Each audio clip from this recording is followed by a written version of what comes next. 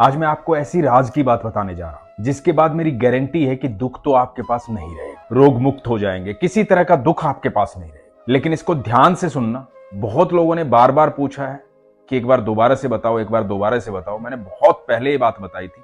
आज ध्यान से सुनना और इसको आजमाना, देखना, फिर दुख भाग जाएगा। तो सबसे पहले तो आपको बताता हूं कि दुख जाता कैसे। दुख की एक खासियत होती है, दुख कभी अकेला नहीं आता। दुख आता है ईश्वर को साथ लेकर आता है, और इतना भोला होता है कि उसको पता नहीं होता कि मेरे साथ ईश्वर चल रहे हैं। यदि सामने वाले ने ईश्वर पर विश्वास कर लिया तो मेरी मृत्यु निश्चित है। इतना भोला होता है दुख। तो पहली चीज तो आप ये समझ जाओ कि आपको ईश्वर पर विश्वास करना होगा, क्योंकि आपकी जो मुस्कुराहट है वो दुख का अंत कर सकती है। दुख कितना भी शक्तिशाली हो, बस आपको मुस्कुराते हुए उस समय को गुजार देना है। अब जो मैं उपाय आपको बता रहा हूं, इस उपाय को करना हो तो उपाय को ध्यान से सुनना। सबसे पहले तो ये जो मंत्र है भगवान श्री कृष्ण का, कृष्णाय वासुदेवाय हरे परमात्मने प्रणतः क्लेश नाशाय गोविंदाय नमो नमः। भगवान श्री कृष्ण से आप ये प्रार्थना कीजिए, मंत्र का जाप कीजिए, लगातार जाप कीजिए। दुनिया का कितना भी बड़ा कष्ट हो वो कष्ट दूर हो जाएगा, ये गारंटी है। दूसरी जो बात मैं लॉजिकली आपको बताने जा रहा हूं वो ये है कि यदि आप थक चुके हैं दुनिया भर की जगह जाकर के, लोगों से सलाह लेकर के, उपाय करके, तो ये उपाय कर लेना, सब कुछ बदल जाएगा। कहीं से भी एक बांसुरी लेना। बांसुरी जो है वो ऐसी होनी चाहिए जो बजती हो। नॉर्मल बांसुरी मत लेना जो मंदिर के लिए दे देते हैं लोग, चढ़ा दो 10-20 रुपए की बांसुरी जो आती है, वो मत लेना। एक अच्छी बांसुरी लेना, बांस की बांसुरी लेना। और यदि आपकी क्षमता है और अच्छी बांसुरी लेने की, चांदी की बांसुरी लेने की, वो आपकी क्षमता पर है, लेकिन बांस की बांसुरी लेना, क्योंकि बांसुरी वैसे बांस की ही होती है। फिर श्रद्धा की बात हो तो बांसुरी लेना, और बांसुरी को टेस्ट मत करना, ना चेक करना, ना दुकानदार से चेक करवा। उस बांसुरी को लेना, मंदिर जाना, भगवान श्री कृष्ण के किसी भी मंदिर जो आपके आस पड़ोस में कहीं भी भगवान श्री कृष्ण का मंदिर है, उस बांसुरी को लेकर जाना, भगवान के सामने अपने मन की बात रखना, जो भी आपके मन में चल रहा है, जिस भी दुख से आप गुजर रहे हैं, जिस भी समय से आप गुजर रहे हैं, वो बात अपने मन में कहना, भगवान से प्रार्थना करना कि भगवान मेरे सारे कष्टों को दूर करो। उस बांसुरी को भगवान को अर्पित कर, अर्पित करने के बाद वहां से आप चले आना। वो बांसुरी वापस मत ला, अपने मन की बात कह के आप चले आना। आप यकीन मानना, कुछ ही समय में आपकी सारी समस्याओं का हल हो जाएगा। अब आप सोचोगे कि समस्याओं का हल कैसे हो जाएगा, तो इस बात को समझिएगा जो मैं बता रहा हूं। बांसुरी भगवान श्री कृष्ण को अत्यंत प्रिय है। बांसुरी एक ऐसा वाद्य यंत्र है, आप दुनिया में किसी भी व्यक्ति को यदि आप देंगे तो उसे लेगा और सबसे पहले उसे फूंक मारेगा, चाहे उसे बजानी आती हो या ना आती, लेकिन वो उसे फूकेगा जरूर।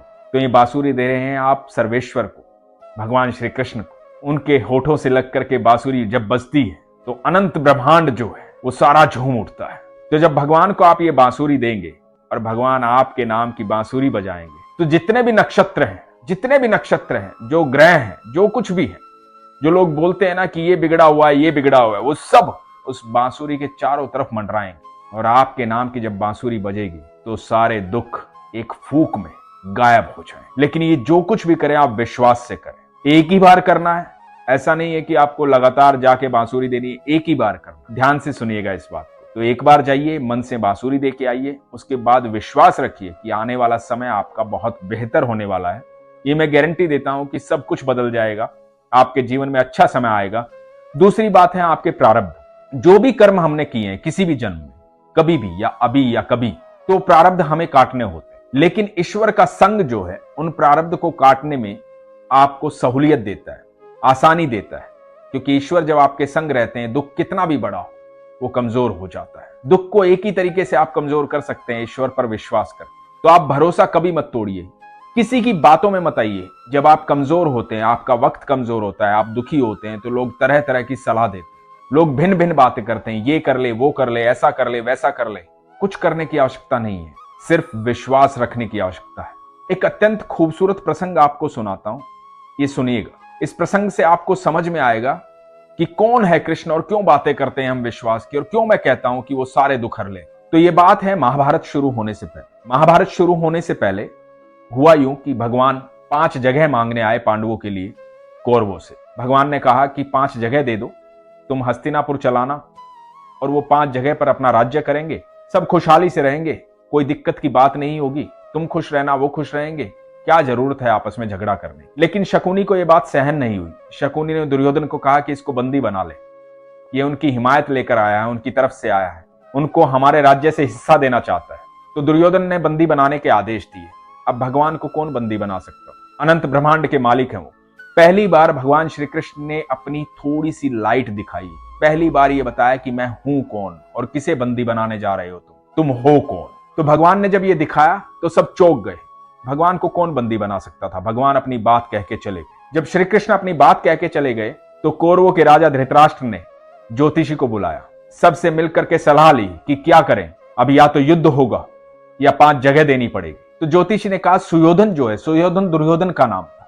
दुर्योधन हम उनको उनके कर्मों के कारण कहते हैं। तो ज्योतिषी ने कहा जो सुयोधन है, सुयोधन की कुंडली में राजयोग है, दुनिया में कोई भी हरा नहीं सकता, निश्चित तौर पर राजा बनेगा, कोई रोक ही नहीं सकता, कुंडली में लिखा है।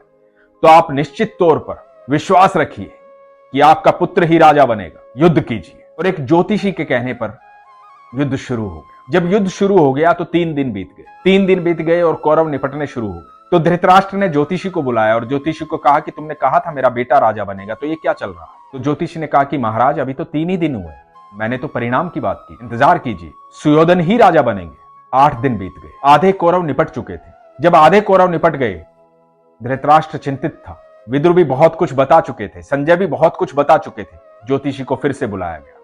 ज्योतिषी को पूछा गया कि ये बताइए कि आपने कहा था कि मेरा बेटा राजा बनेगा, 8वां दिन हो गया है, आधे से ज्यादा कौरव निपट चुके हैं, अब क्या कहते हैं आप?